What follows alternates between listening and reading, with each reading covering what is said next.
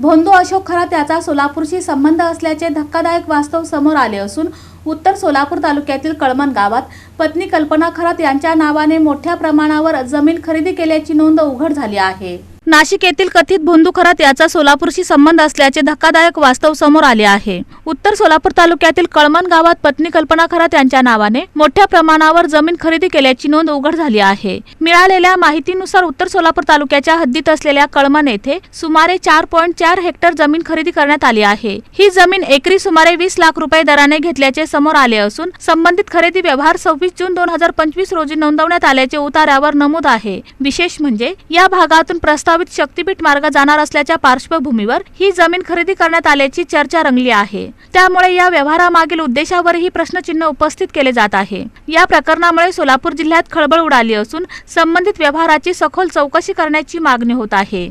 माझं नाव राजाराम रामचंद्र बनसुडे। माझ्या नावावर होती, मुलीच्या नावावर तेजस्वी राजाराम बनसुडे आणि जयश्री राजाराम बनसुडे, 3 उतार होतं आमचं कंबाईन मधलं। आणि अशी फसवणूक झालेली ना माझी। कमी दामानं जमीन घेतली आणि पुन्हा रोड आला आणि रोडच्या ह्यात दलालांनी पैसा भरपूर हल्ला। ती दलाल कुठला होता काय माहित नाही आपल्याला, पण कमीत कमी 2.25 कोटी रुपये त्यांनी जास्त आणले।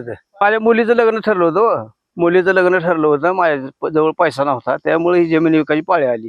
5 मुली जायच्या, मला मुलगा नाही। त्या अशोक खरातनं ही जमीन सगळ्या खरेदी केल्या त्या, आणि आम्हाला काय मोबदला दिला नाही भरपूर। त्याने फसवणूक झाली आमची।